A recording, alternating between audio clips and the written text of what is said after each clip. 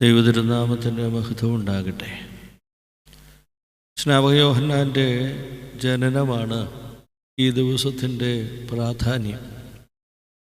വിശുദ്ധ ലൂക്കോസിൻ്റെ സുവിശേഷം 1-ാം അധ്യായം 87 മുതൽ 80 വരെയുള്ള വാക്യങ്ങളാണ് അതിനാധാരമായി പിതാക്കന്മാർ ക്രമീകരിച്ചിട്ടുള്ളത്. കഴിഞ്ഞ ആഴ്ച എലിസബത്തിൻ്റെ ഭവനത്തിൽ ഏതാണ്ട് 3 മാസത്തോളം അധ്വാനിച്ച കന്യകമറിയത്തെക്കുറിച്ച് നമ്മൾ കേൾക്കുകയുണ്ടായി. സമൂഹം അറിയാതെ രഹസ്യമായി തങ്ങളുടെ ജീവിതത്തിൽ ലഭിച്ച ആ അനുഗ്രഹത്തെ പരസ്പരം പറഞ്ഞുകൊണ്ടിരുന്ന എലിസബത്തും കന്യകമറിയാം. എന്നാൽ ഇന്ന് ഏതാണ്ട് 9 മാസം നിറഞ്ഞ ഗർഭവതിയായിരിക്കുന്ന എലിസബത്ത് പ്രസവിക്കുന്ന കാലഘട്ടമായപ്പോൾ കന്യകമറിയം മടങ്ങിപ്പോയി എന്നുള്ളതാണ്. കാരണം ഒരു സമൂഹം അവളെ ശുശ്രൂഷിക്കുവാൻ പ്രാപ്തമായി എന്ന് കണ്ടപ്പോൾ 9 മാസത്തോളം അല്ലെങ്കിൽ 3 മാസത്തോളം തൻ്റെ സാന്നിധ്യം ആ അമ്മയ്ക്ക് നൽകിയതിനു ശേഷം പോകുന്നു, ആരും അറിയാതെ. ഇതാണ് പരിശുദ്ധ കന്യകമറിയത്തിൻ്റെ ഒരു ജീവിതം എന്നുകൂടി നമ്മൾ ഈ വേദഭാഗം വായിക്കുന്നതിന് മുമ്പ് ഞാൻ പരാമർശിച്ചു എന്ന് മാത്രം. നമ്മുടെയൊക്കെ ജീവിതത്തിലും ഇതുണ്ടാകണം. സമൂഹം ഏറ്റെടുത്ത് ഒരു വ്യക്തിക്ക് വേണ്ടി പ്രവർത്തിക്കുന്നതിന് മുമ്പുള്ള ഒരു കാലഘട്ടം, ആരും അറിയാതെ ആ കുടുംബത്തിന് വേണ്ടിയൊക്കെ പ്രവർത്തിക്കുന്ന ഒരു പശ്ചാത്തലം. നമ്മൾ പലപ്പോഴും ഇന്ന് കൊറോണയുടെ കാലഘട്ടത്തിൽ പല ഭവനങ്ങളും ഇന്ന് പ്രതിസന്ധികളിലാണ്.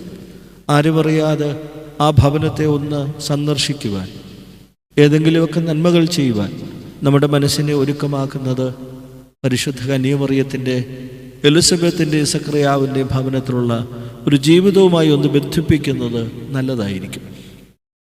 എന്തായാലും ലൂക്കോസിൻ്റെ സുവിശേഷം 1-ാം അധ്യായം 57-ാം വാക്യം മുതൽ എലിസബത്ത് പ്രസവിച്ചുവെന്നും ഒരു പുത്രൻ ഉണ്ടായി എന്നും 8-ാം ദിവസം പരിച്ഛേദനയുടെ സമയമായി ഒരു പേര് നൽകണമെന്ന് ആഗ്രഹിക്കുക. അങ്ങനെ പേരുകൾ ചോദിക്കുമ്പോൾ അമ്മ പറയുന്നു, എലിസബത്ത് പറയുന്നു, അവന് യോഹന്നാൻ എന്ന് പേരിടണം. ചർച്ചയിൽ എങ്ങും ഈ പേരില്ലല്ലോ എന്ന് കൂടി വന്നവർ പറയുന്നുണ്ട്. അപ്പോൾ സക്കറിയാവിനോട് ചോദിക്കുന്നു. 8-ാം ദിവസം പേരെഴുതുമ്പോൾ സക്കറിയാവ് എഴുത്തുപലകയിൽ യോഹന്നാൻ എന്ന് എലിസബത്തിന് പറഞ്ഞുകൊടുത്ത അതേ പദങ്ങൾ എഴുതി ചേർക്കുക. അങ്ങനെ എഴുതി കഴിഞ്ഞപ്പോൾ യോഹന്നാൻ എന്ന പേര് കുഞ്ഞിനെ നിർദ്ദേശിക്കുമ്പോൾ സക്കറിയാവ് തൻ്റെ വായ് തുറന്ന് സംസാരിക്കാൻ തുടങ്ങുകയാണ്. ഈ കാലം അത്രയും നിശബ്ദനായിരുന്ന, മൂകനായിരുന്ന, ശബ്ദം പറയുവാൻ കഴിയാതിരുന്ന മനുഷ്യൻ ഇന്ന് സംസാരിക്കാൻ തുടങ്ങി. അദ്ദേഹം പരിശുദ്ധാത്മാവിൽ സംസാരിക്കുന്നതാണ് തുടർന്നുള്ള വേദഭാഗങ്ങൾ. എന്നാൽ നാം ഒന്ന് ഓർക്കുക, ഈ കാലഘട്ടത്തെ നമ്മൾ ആകമാനം ഈ ഒരു പശ്ചാത്തലത്തിലൂടെ വായിക്കുമ്പോൾ പലർക്കും ദൈവത്തിലുള്ള വിശ്വാസം ഉണ്ടെങ്കിലും എല്ലാം ദൈവത്താൽ സാധ്യമാകുമെന്ന വിശ്വാസം കുറവാണ്. കന്യകമറിയത്തിലെ പോലുള്ളവർക്കാണ് ദൈവത്തിലുള്ള വിശ്വാസവും എല്ലാം ദൈവത്താൽ സാധ്യമെന്നുള്ള വിശ്വാസം. സക്കറിയാവിനെ പോലുള്ളവർ ദൈവത്തിലുള്ള വിശ്വാസമുണ്ട്, പക്ഷെ എല്ലാം ദൈവത്താൽ സാധ്യമാണോ എന്ന് അല്പം ചിന്തിക്കുന്ന മനുഷ്യരാണ്. അതുകൊണ്ടൊരു നിശബ്ദതയിലൂടെ ദൈവത്തിന് സാധ്യമാണെന്ന് ബോധ്യപ്പെടുത്തുക. നമ്മെപ്പോലുള്ളവരെ നോക്കിയാൽ നമുക്ക് ദൈവത്തിലുള്ള വിശ്വാസമുണ്ടെങ്കിലും എല്ലാം ദൈവത്താൽ സാധ്യമാണെന്നുള്ള വിശ്വാസം കുറവാണ്. ഇതുകൊണ്ടാണല്ലോ യേശുക്രിസ്തു പലപ്പോഴും തൻ്റെ മുമ്പിൽ വന്ന രോഗികളോടൊക്കെ ചോദിച്ചത്, ഞാൻ നിനക്ക് ഈ സൗഖ്യം നൽകുമെന്ന് നീ വിശ്വസിക്കുന്നുവോ എന്ന്. അതുകൊണ്ട് നമുക്ക് ഒരു പുതിയ മാറ്റം ഉണ്ടാകണം. സക്കറിയാവിൻ്റെ യാത്രകൾ നമുക്ക് ആവശ്യമാണ്. അവിടെ നിന്ന് കന്യകമറിയാമിൻ്റെ വിശ്വാസത്തിലേക്ക് വരണം. ദൈവത്തിൽ വിശ്വാസമുണ്ടാവുകയും എല്ലാം ദൈവത്താൽ സാധ്യമാണെന്നുള്ള വിശ്വാസത്തിലേക്ക് വളരുന്ന ഒരു മനോഭാവമാണ് ആമുഖമായി തന്നെ ഞാൻ കൂട്ടി യോജിപ്പിക്കുന്നു. നമ്മുടെ വിശ്വാസത്തിന് ആഴമുണ്ടാകണം. ഈ മലയോട് ഇവിടെ നിന്ന് സമുദ്രത്തിൽ ചാടാൻ പറഞ്ഞാൽ അത് സാധ്യമാണെന്ന് ക്രിസ്തു പറഞ്ഞത് ഇവിടെ നിന്നുകൊണ്ട് വായിക്കാൻ കഴിയണം. ദൈവത്തിലുള്ള വിശ്വാസമുണ്ടെങ്കിലും എല്ലാം ദൈവത്താൽ സാധ്യമാണെന്നുള്ള വിശ്വാസം നമുക്കുണ്ടോ എന്നത് നമ്മളൊന്ന് ചിന്തിക്കുക. നമ്മുടെ ജീവിതം നമ്മുടെ ജീവിതത്തെ ക്രമപ്പെടുത്തിയാൽ മാത്രമേ ആ ദൈവവിശ്വാസത്തിൻ്റെ ആഴത്തിലേക്ക് നമ്മൾ വരികയുള്ളൂ. എന്നാൽ ഈ വേദഭാഗത്ത് നമ്മൾ നോക്കുമ്പോൾ ഈ കുഞ്ഞ് ജനിച്ചു കഴിഞ്ഞപ്പോൾ ചാർച്ചക്കാരും ബന്ധുക്കളുമെല്ലാം വളരെയധികം സന്തോഷിക്കുമാണ്. അവരോടുകൂടി ചേർന്ന് പോകുന്നതായി നമ്മൾ വായിക്കുക. നിന്റെ ജീവിതത്തിലെ സന്തോഷത്തോട് ചേർന്ന് പോകുന്നവർ നിന്റെ ചുറ്റുമുണ്ട് എന്നത് നമ്മൾ മറന്നു പോകരുത്. നമ്മൾ പലപ്പോഴും വിചാരിക്കും നമ്മുടെ സന്തോഷത്തിലും ദുഃഖത്തിലുമൊക്കെ നമ്മളോട് ചേർന്ന് പോകുന്നവർ ഇല്ല എന്ന്. പക്ഷേ ഈ വേദഭാഗം പറയുന്നത് യോഹന്നാൻ ജനിക്കുന്നതിന് മുമ്പ് വരെ ആ കുടുംബം വിചാരിച്ചിരുന്ന എല്ലാവരും ഉണ്ടാകുമോ? ഒരുപക്ഷെ രഹസ്യമായി ഈ വാർദ്ധക്യത്തിലെ ജന്മം, ഈ കുഞ്ഞിൻ്റെ ജന്മം അറിയാതിരിക്കാനൊക്കെ ആഗ്രഹിച്ചെങ്കിലും ദൈവപദ്ധതി അതായിരുന്നില്ല. നിന്റെ ജീവിതത്തിലെ സന്തോഷത്തോട് ചേർന്ന് പോകുന്നവർ നിന്റെ ചുറ്റുമുണ്ട് എന്നത് മറക്കരുത്. നമ്മളും ചിലപ്പോഴൊക്കെ, നമുക്ക് ആരെയും ചിലപ്പോഴൊക്കെ വിശ്വാസമല്ല. പക്ഷേ ദൈവം പറയുന്നു, നിന്റെ ദുഃഖങ്ങളോടുകൂടി ചേർന്നിരിക്കുവാൻ ചിലരൊക്കെ ഉണ്ട്, നിന്റെ സന്തോഷങ്ങളോടുകൂടി ചേർന്നിരിക്കുവാൻ ചിലരൊക്കെ ഉണ്ട്. ഇതിനെ ഈ ഭൂമിയിൽ ഞാൻ കണ്ടുപിടിച്ചിട്ടുണ്ട്. പക്ഷേ നമ്മുടെ കണ്ണുകൾ അതിനു വേണ്ടി തുറക്കണം. ഇവിടെയാണ് എലീശായോട് പറയുന്നുണ്ടല്ലോ, ബാലിന് മുട്ടുമടക്കാത്ത 7000-ലധികം ആളുകളുണ്ട് എന്ന് പറയുന്ന ഒരു സന്ദർഭം നമ്മളൊന്ന് ഓർക്കണം. ഏലിയാ പ്രവാചകനോടുള്ള ദൈവത്തിൻ്റെ ഏറ്റവും സുന്ദരമായ ഇടപെടലാണത്. എലിയാവ് വിചാരിച്ചു, ഈ ചൂരച്ചെടിയുടെ തണലിൽ നിന്നുകൊണ്ട് ഇല്ലാതാകുന്നതിനെക്കുറിച്ചൊക്കെ ചിന്തിക്കുമ്പോൾ ഞാൻ മാത്രമാണ് നിനക്ക് വേണ്ടി രാപകൽ പ്രവർത്തിച്ചതെന്നൊക്കെ ഏലിയാവ് പറയുവാൻ ശ്രമിച്ചപ്പോൾ ഏലിയാവിനോട് ദൈവം പറയുന്നുണ്ടല്ലോ, ബാലിന് മുട്ടുമടക്കാത്ത 7000-ലധികം ആളുകളെ ഞാൻ ഇവിടെ ഉണ്ടാക്കിയിട്ടുണ്ട് എന്ന് പറയുന്ന കർത്താവിൻ്റെ മനോഹരമായ വാക്ക് ഞാൻ ഓർമ്മപ്പെടുത്തിയത്. നിന്റെ ജീവിതത്തിലെ സന്തോഷത്തോട് ചേർന്ന് ആരുമില്ല എന്ന് ചിലപ്പോൾ ചിന്തിക്കാം, നിന്റെ ദുഃഖങ്ങളോട് ചേർന്ന് ആരുമില്ല എന്ന് ചിന്തിക്കാം. പക്ഷേ ദൈവം പറയുന്നു, യോഹന്നാൻ്റെ ജനനത്തിൽ ഒരു ചാർച്ചക്കാരും സമൂഹവും അവൻ്റെ സന്തോഷത്തോട് ചേർന്ന് പ്രവർത്തിക്കാൻ കടന്നു വന്നു. അതുകൊണ്ട് നമുക്കും ഒരു വിശ്വാസം ഉണ്ടാകണം. ദൈവത്തിൽ അടിയുറച്ച മനുഷ്യ, നമ്മളോട് ദൈവം പറയുന്നു, നിനക്ക് വേണ്ടി, നിന്റെ സന്തോഷങ്ങൾക്ക് വേണ്ടി പ്രവർത്തിക്കുന്നവർ നിന്റെ ചുറ്റുമുണ്ട് എന്നത് നമ്മളെ പഠിപ്പിക്കുക. എന്നാൽ കർത്താവ് അല്ലെങ്കിൽ ഈ വേദഭാഗം നമ്മളോട് പറയുന്നത്, അവരുടെ പൈതലിനെ ദൈവ വഴികൾക്കനുസരിച്ച് വളർത്തുകയാണ് അവർ ചെയ്തത്. ഇത് നമുക്കും ആവശ്യമാണ്. ദൈവം ചില നിർദ്ദേശങ്ങളൊക്കെ നൽകും. നിനക്ക് നൽകുന്നത് ദൈവത്തിൻ്റെ ദാനമാണ്. പക്ഷേ ആ ദൈവത്തിൻ്റെ ദാനത്തെ അതിൻ്റെ വഴികളിലൂടെ കൊണ്ടുപോകുന്ന ഉത്തരവാദിത്വം ഒരു മാതാവിനും പിതാവിനും ഉണ്ട്. അതുകൊണ്ടാണ് അവർക്ക് നൽകിയ യോഹന്നാൻ എന്ന പൈതലിനെ ദൈവ വഴികൾക്കനുസരിച്ച് വളർത്തുകയാണ് സക്കറിയാവും എലിസബത്തും ചെയ്യുവാൻ തീരുമാനിച്ചു. ഓർക്കണം, ഇത് നമ്മൾക്ക് ദൈവം ദാനങ്ങൾ നൽകും. പക്ഷേ ആ പൈതലിനെ ദൈവ വഴികളിലൂടെ കൊണ്ടുപോകേണ്ടതിൻ്റെ ഉത്തരവാദിത്വം നമുക്ക് ഓരോരുത്തർക്കുമാണ്. ഒരു മാതാവും പിതാവും ഇത് ചിന്തിക്കണം. ദൈവം നൽകിയ ദാനത്തെ ദൈവത്തിൻ്റെ വഴികളിലൂടെ കൊണ്ടുപോകാൻ എനിക്ക് കഴിയുന്നുണ്ടോ? സാധിക്കുന്നില്ലെങ്കിൽ കാരണം നീ ദൈവ വഴികളിൽ നിന്ന് അകന്നാണ് സഞ്ചരിക്കുന്നത്. നിന്റെ ദൈവ വഴികളിലേക്ക് നിന്റെ മകനെയും മകളെയും കൂട്ടിക്കൊണ്ടുപോകുവാനുള്ള ഒരു പരിശ്രമം യോഹന്നാനെ കുറിച്ച് സക്കറിയാവിനും എലിസബത്തിനും ഉള്ളതുപോലെ നമുക്കും ഉണ്ടാകണമെന്നുള്ളത് നാം ഒന്നറിയണം. ജീവിതത്തിലെ ചില തീരുമാനങ്ങളിൽ നിന്ന് നാം മാറിപ്പോകരുത് എന്ന് ഈ വേദഭാഗം നമ്മളോട് പറയുക. ഈ കുഞ്ഞ് ജനിച്ചു കഴിഞ്ഞപ്പോൾ സമൂഹമെല്ലാം വിളിച്ചു പറഞ്ഞു, ഇവന് സക്കറിയാവെന്ന പേരിടണം. അമ്മ അതൊക്കെ കേട്ടിട്ട് സന്തോഷത്തിൻ്റെ ഇടയിൽ ഒന്നും പ്രതികരിച്ചത് അങ്ങനെയല്ല. എൻ്റെ ദേവാലയത്തിൽ പോയി സക്കറിയാവിന് ദൈവം കൊടുത്തൊരു പേരുണ്ട്, യോഹന്നാൻ എന്ന പേര്. ആ അമ്മ പറയുകയാണ്, ജീവിതത്തിലെ ചില തീരുമാനങ്ങളിൽ നിന്ന് നാം മാറിപ്പോകരുതെന്ന് ഞാൻ കൂട്ടി സൂചിപ്പിച്ചത് യോഹന്നാൻ എന്ന നാമം എലിസബത്ത് നിലനിർത്താൻ ശ്രമിച്ചു. ഒരിക്കലും ഒരു സ്ത്രീയോട് ചോദിക്കുന്ന പതിവില്ല. എന്നാൽ സക്കറിയാവ് നിശബ്ദനായതുകൊണ്ട് ഈ സ്ത്രീയോട് ചോദിച്ചു. പക്ഷേ എലിസബത്ത് മാറ്റപ്പെട്ടില്ല. കാരണം ദൈവത്തിൻ്റെ ആ വലിയ ഇടപെടൽ എലിസബത്ത് മനസ്സിലാക്കിയതുകൊണ്ട് ജീവിതത്തിലെ ചില തീരുമാനങ്ങളിൽ നിന്ന് എലിസബത്ത് മാറിപ്പോയില്ല. കാരണം യോഹന്നാനെ പോലെ അല്ലെങ്കിൽ സക്കറിയാവിനെ പോലെ അടിയുറച്ചവളായിരുന്നു അവൾ. അതുകൊണ്ട് ഓർക്കുക, ജീവിതത്തിലെ ചില തീരുമാനങ്ങളിൽ നിന്ന് നമ്മൾ മാറിപ്പോകരുത്. നമ്മുടെ ചില പാരമ്പര്യങ്ങളുണ്ടല്ലോ, നമ്മുടെ ആത്മീക ജീവിതത്തിൻ്റെ ചില വിശ്വാസങ്ങളുണ്ടല്ലോ, ആത്മീകപരമായ ചില ജീവിതങ്ങളുണ്ടല്ലോ. അത് നിനക്ക് സൗഭാഗ്യങ്ങളും സന്തോഷങ്ങളും ഒക്കെ വരുമ്പോൾ നിന്റെ ജീവിതത്തിൽ നിന്ന് മാറിപ്പോകരുത്. അതുകൊണ്ട് ഒരു കുഞ്ഞ് ലഭിച്ചു കഴിഞ്ഞു, ഇനി സക്കറിയാവെന്ന പേരിട്ടാലും കുഴപ്പമില്ല എന്ന് എലിസബത്തോ യോഹന്നാനോ ചിന്തിച്ചില്ല. പലപ്പോഴും ജീവിതത്തിൻ്റെ സന്തോഷങ്ങൾ വരുമ്പോൾ അക്കാലം അത്രയും ദൈവവുമായി നമ്മൾ എടുത്ത ചില ഉടമ്പടികളുണ്ടല്ലോ, പലപ്പോഴും നമ്മൾ വിസ്മരിക്കുന്നില്ല എന്നതുകൂടി ഓർക്കണം. നമ്മൾ പലപ്പോഴും ജീവിതത്തിൽ ചില പ്രതിജ്ഞകളൊക്കെ എടുത്തിട്ടുണ്ടല്ലോ. സന്തോഷങ്ങളും വലിയ ജീവിതത്തിൽ ഒത്തിരി അനുഗ്രഹങ്ങളൊക്കെ വന്നു കഴിഞ്ഞപ്പോൾ നമ്മുടെ ജീവിതത്തിൽ എടുത്ത പല തീരുമാനങ്ങളും നഷ്ടപ്പെട്ടില്ലേ എന്നുള്ളൂ ചിന്തിക്കുക. ഇവിടെ എലിസബത്തിനെയും യോഹന്നാനെക്കുറിച്ചും അല്ലെങ്കിൽ സക്കറിയാവിനെക്കുറിച്ചും നമ്മൾ വായിക്കേണ്ടത് ഇങ്ങനെയാണ്. ജീവിതത്തിലെ ചില തീരുമാനങ്ങളിൽ നിന്ന് അവർ മാറിപ്പോയില്ല. യോഹന്നാൻ എന്ന നാമം എലിസബത്ത് നിലനിർത്തി. സക്കറിയ പുരോഹിതനോട് ചോദിച്ചപ്പോൾ സക്കറിയാവും എഴുതി അവൻ്റെ പേര് യോഹന്നാൻ എന്ന് ആണ്. ചാർച്ചക്കാർ പറഞ്ഞു, നിന്റെ ചാർച്ചയിൽ ആർക്കും ഈ പേരില്ലല്ലോ, ഇവന് സക്കറിയാവുന്ന പേര് കൊടുത്തൊരു പുരോഹിതനാക്കിയാൽ പോരെ. പക്ഷേ ദൈവത്തിൻ്റെ ചില തീരുമാനങ്ങളും ദൈവം കൂടെ ചില പദ്ധതികളിൽ നിന്നും മാറിപ്പോകാത്ത സക്കറിയാവിനെയും എലിസബത്തിനെയുമാണ് നമ്മൾ നമ്മുടെ ഉള്ളിൽ പ്രതിഷ്ഠിക്കേണ്ടത്.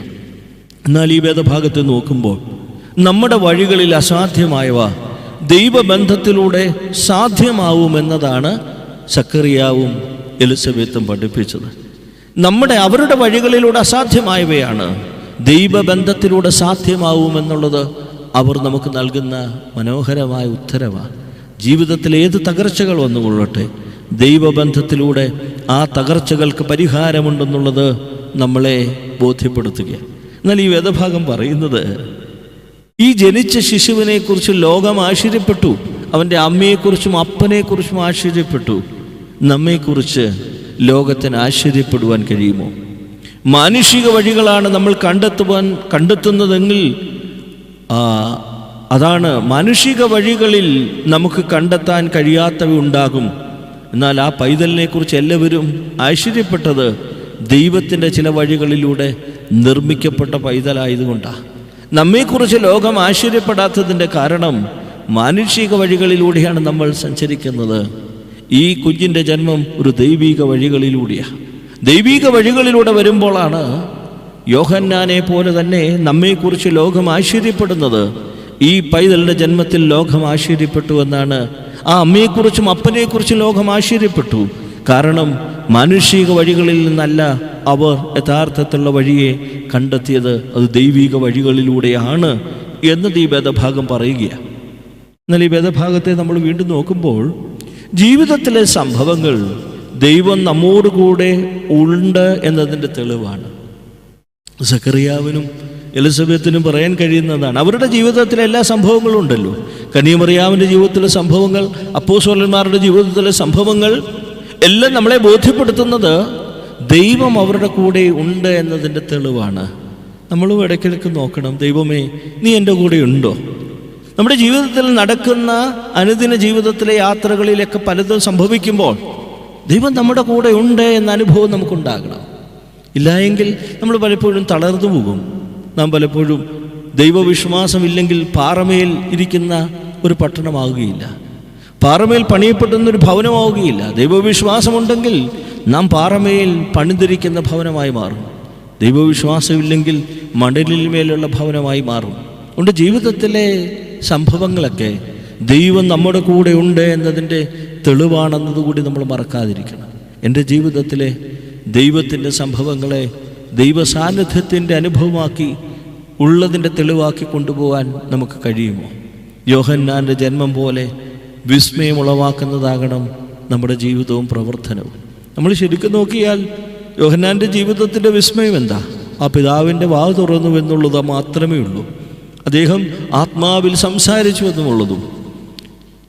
യോഹന്നാൻ്റെ ജന്മം പോലെ വിസ്മയം ഉളവാക്കുന്നതാകണം നമ്മുടെ ജീവിതം. പക്ഷേ ഇന്നത്തെ ലോകത്തെ ജന്മദിനങ്ങളൊക്കെ ദൈവത്താൽ വിസ്മയം ഉണ്ടാക്കുന്നതല്ല, മാനുഷികപരമായി അല്ലെങ്കിൽ ഭൗതിക തലത്തിൽ ഒത്തിരി വിസ്മയം ഉണ്ടാക്കുന്ന ടെക്നോളജിയിൽ ഒക്കെയുള്ള ചില സന്തോഷങ്ങൾ കാണിക്കുന്ന ജന്മദിനങ്ങൾ മാത്രമേ ഉള്ളൂ.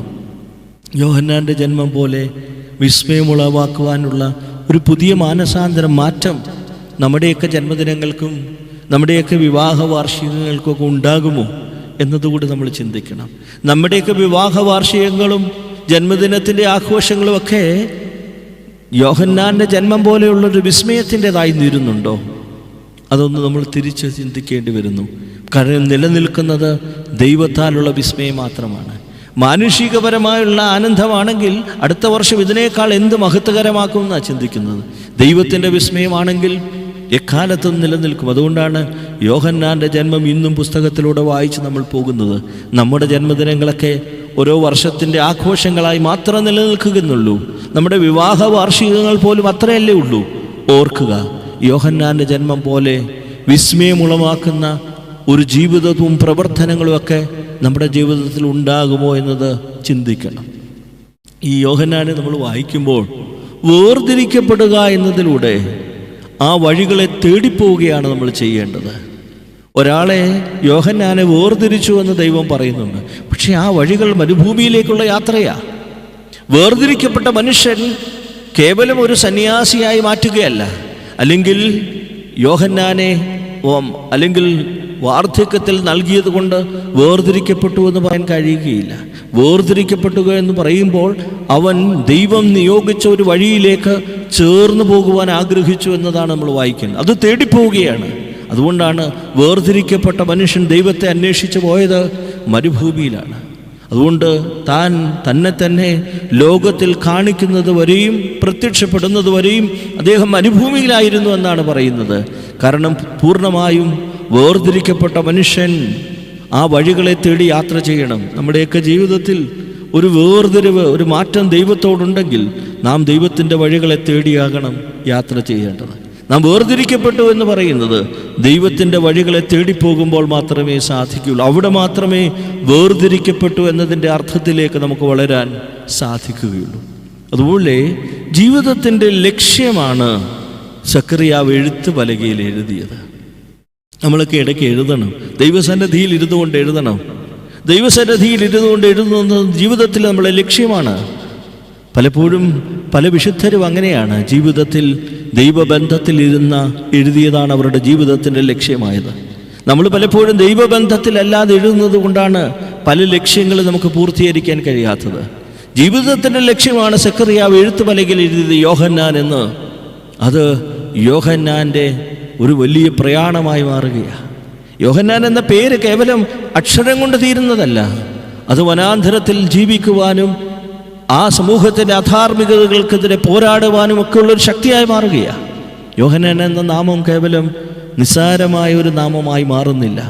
അതുകൊണ്ട് ഓർമ്മപ്പെടുത്തിയതാണ്, ജീവിതത്തിൻ്റെ ലക്ഷ്യമാണ് സക്കറിയാവ് എഴുത്തുപലകയിൽ എഴുതിയത്. നമ്മളൊന്ന് ഓർക്കണം, നമ്മൾ എഴുതുന്ന എഴുത്തുപലക ദൈവസന്നിധിയിൽ വെച്ചാണെങ്കിൽ അത് നമ്മുടെ ജീവിതത്തിൻ്റെ ലക്ഷ്യമാണ്. നമ്മൾ പലപ്പോഴും ദൈവസന്നിധിയിലല്ലാത്ത എഴുത്തുകളാണ് നമ്മൾ എഴുതുന്നത്. അതുകൊണ്ടാണ് അത് ഫലപ്രാപ്തിയിലെത്താത്തത് എന്നതുകൂടി ഓർമ്മപ്പെടുത്തുക. ജീവിതത്തിൽ സക്കറിയാവ് എഴുത്തുപലകയിൽ എഴുതിയത് ജീവിതത്തിൻ്റെ ലക്ഷ്യമായി. നമ്മൾ പലപ്പോഴും എഴുതുന്നത് ജീവിതത്തിൻ്റെ ലക്ഷ്യമാകാത്തത് അത് ദൈവസന്നിധിയിൽ എഴുതുന്ന അക്ഷരങ്ങളല്ല എന്നതാണ് ഈ വേദഭാഗം പറയുന്നത്. യോഹന്നാൻ അങ്ങനെ ഒരു വഴിയിലൂടെ യാത്ര ചെയ്തത് ആ ലക്ഷ്യമാണ് സക്കറിയാവ് എഴുതാൻ ശ്രമിച്ചത്. എന്നാൽ ഈ വേദഭാഗം നമ്മളിങ്ങനെ വായിക്കുമ്പോൾ ഏതാണ്ട് 9 മാസം ഒരമ്മ ഉദരത്തിൽ യോഹന്നാനെ വഹിച്ചപ്പോഴും സക്കറിയാവ് ഉരുവിട്ടുകൊണ്ടിരുന്നത് ഒരു പ്രാർത്ഥനയുണ്ട്. അത് യോഹന്നാൻ എന്ന. നമ്മൾ ദൈവമെന്ന പദം ഉപയോഗിക്കുമ്പോൾ ഒരു ആത്മ ചൈതന്യം അതിനകത്തുണ്ട്. വിശുദ്ധരായ മനുഷ്യരുടെ നാമവും ഉച്ചരിക്കുമ്പോഴും അതിനുള്ളിലൊരു ചൈതന്യമുണ്ടതിൻ്റെ തെളിവാണ്.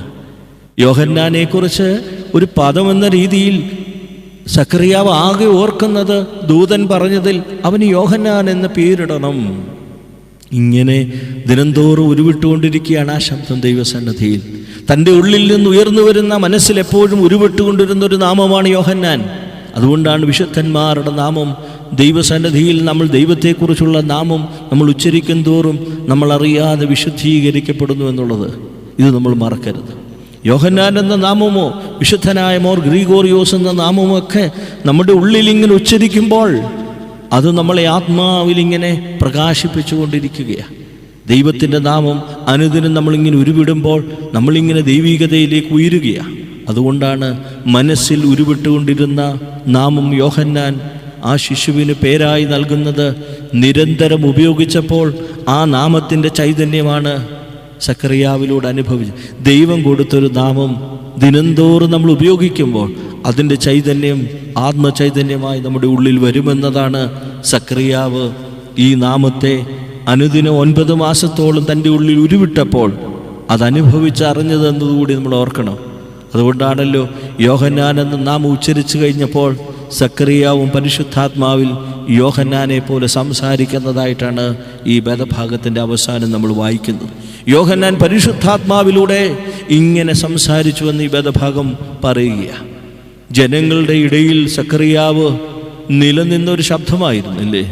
സക്കറിയാവ് ജനങ്ങളുടെ ഇടയിൽ നിലനിന്ന ശബ്ദമായിരുന്നു. ഇന്ന് യോഹന്നാൻ്റെ ശബ്ദമാണ് അവിടെ ഉയർന്നു വന്നത്. ചിലപ്പോഴൊക്കെ സക്കറിയാവ് പുറകോട്ട് പോയി, അതിനുശേഷം യോഹന്നാൻ ഉയർന്നു വന്നു. യേശുക്രിസ്തു വന്നിട്ട് പറയുകയാണ്, യോഹന്നാൻ പറയുകയാണ്, എൻ്റെ സക്കറിയാവിനെ ഞാൻ മാറ്റിയതുപോലെ യോഹന്നാൻ എന്ന് ഞാൻ മാറുന്നു, ക്രിസ്തു വന്നത് ഉയർന്നെഴുന്നേറ്റ് വരുന്നു. ഇതൊരു വ്യത്യാസമാണ്. സക്കറിയാവ് ജനങ്ങളുടെ ഇടയിൽ ഉയർന്നു നിന്നു. അതുകൊണ്ടാണ് ജനങ്ങൾ പറഞ്ഞത് അവന് ഈ ജനിച്ച ശിശുവിന് സക്കറിയാവ് എന്ന പേരിടണം. പക്ഷെ അപ്പോൾ സക്കറിയാവ് പറഞ്ഞു, അല്ല, അവന് യോഹന്നാൻ എന്ന് പേരിടണം, കാരണം അവൻ സക്കറിയാവാകേണ്ടവനല്ല. ഇവിടെ ഇതാ യോഹന്നാൻ വിളിച്ചു പറയുകയാണ്, യോഹന്നാൻ ഇതാ പിന്മാറുന്നു, അവിടേക്ക് മറ്റൊരാൾ കയറി വരുന്നത് യേശുക്രിസ്തു എന്ന ദൈവപുത്രനാണ്. നമ്മളും ഇടയ്ക്കൊക്കെ സാധിക്കണം, നമുക്കും ഇടയ്ക്കൊക്കെ പുറകോട്ട് മാറിക്കൊടുക്കാൻ കഴിയണം. സക്കറിയാവ് എന്ന പദമാണ് നിൽക്കേണ്ടതെന്ന് ഒരു പിതാവ് ആഗ്രഹിച്ചതെങ്കിൽ അത് മാറിപ്പോയേനെ. സക്കറിയാവ് പുറകോട്ട് മാറിയിട്ട് യോഹന്നാൻ എന്ന നാമത്തിലേക്ക് ഉയർന്നു വന്നു. യോഹന്നാൻ പിന്നീട് പറയുകയാണ്, യോഹന്നാൻ എന്ന് മാറിക്കൊടുത്തിട്ട് തൻ്റെ മുമ്പിൽ പ്രയാണം ചെയ്യേണ്ട ക്രിസ്തുവിനെ കാണിച്ചതുപോലെ നമുക്ക് ഇടയ്ക്കിടയ്ക്ക് പുറകോട്ട് മാറിക്കൊടുക്കാൻ കഴിയുമോ? ജീവിതത്തിൽ എല്ലാ വിജയങ്ങളും നമ്മുടേതെന്ന പേരിലൂടെ പൊയ്ക്കൊണ്ടിരിക്കുമ്പോൾ ഒന്ന് മാറിയിട്ട് മറ്റു ചിലരെ കയറ്റിവിടാൻ കഴിയുമോ? ഇതാണ് സക്കറിയാവ് ജനങ്ങളുടെ ഇടയിൽ നിന്ന് ഒരു ശബ്ദമായിരുന്നു. ഇന്നൊന്ന് മാറിക്കൊടുത്തിട്ട് യോഹന്നാൻ്റെ ശബ്ദം അതിൻ്റെ മുകളിൽ ഉയർത്തിക്കൊണ്ടുവരുവാൻ ആ പിതാവ് ആഗ്രഹിച്ചു. ഇതുപോലെ യോഹന്നാൻ ക്രിസ്തുവിനെ ഉയർത്തി കാണിക്കാൻ ശ്രമിച്ചു. ഇത് നമ്മുടെ ജീവിതത്തിൽ ഉണ്ടാകണം. ജനങ്ങളുടെ ഇടയിൽ നിലനിന്ന ശബ്ദമായിരുന്ന സക്കറിയാവ് ഒന്നൊഴിഞ്ഞു മാറിയിട്ട് യോഹന്നാൻ എന്ന ശബ്ദത്തെ ഉയർത്തി കാണിക്കാൻ ശ്രമിച്ചു. ഓർക്കുക, ദൈവബന്ധത്തിൽ മറഞ്ഞിരുന്ന യോഹന്നാൻ മരുഭൂമിയെ തൻ്റെ വാസമാക്കി. ദൈവബന്ധത്തിൽ മറഞ്ഞിരിക്കുമ്പോൾ നാം തിരഞ്ഞെടുക്കുന്ന പാതകൾ മാറും. ദൈവബന്ധത്തിൽ യോഹന്നാൻ മറഞ്ഞപ്പോൾ മരുഭൂമിയാണ് ദൈവസാന്നിധ്യത്തിൻ്റെ അവസ്ഥയായി യോഹന്നാനെ മാറ്റിയത്. ദൈവബന്ധത്തിൽ മറയുമ്പോൾ പൗലോസ് അപ്പോസ്തലൻ പറയുന്ന പോലെ കാരാഗ്രഹമായിരിക്കാം ദൈവവാസത്തിൻ്റെ യോഗ്യമായ സ്ഥലം. ദൈവബന്ധത്തിൽ മറയുമ്പോൾ ഏലിയാവ് പറയുന്നു, കെരീത്ത് തോടാണ് അതിന് വലുത്, അല്ലെങ്കിൽ കർമ്മേൽ പർവ്വതമാണ് വലുതെന്ന് തോന്നും, അല്ലെങ്കിൽ ഹൊറേബ് പർവ്വതമാണെന്ന് തോന്നും. ഓർക്കണം, ദൈവബന്ധത്താൽ മനുഷ്യൻ മറയുമ്പോൾ അവൻ്റെ ഉപവാസമായിരിക്കാം അവൻ്റെ വാസസ്ഥലം. ദൈവബന്ധത്താൽ നമ്മൾ നിറയുമ്പോൾ നമ്മുടെ ജീവിതത്തിലെ ദുഃഖങ്ങളാകാം നമ്മളെ മരുഭൂമി പോലെ യോഹന്നാനെ വളർത്തുന്നത് പോലൊരവസ്ഥ ഉണ്ട്. ദൈവബന്ധത്തിൽ മറയുമ്പോൾ യോഹന്നാൻ മരുഭൂമിയെ തൻ്റെ വാസസ്ഥലമാക്കി എന്നുള്ളതാണ്.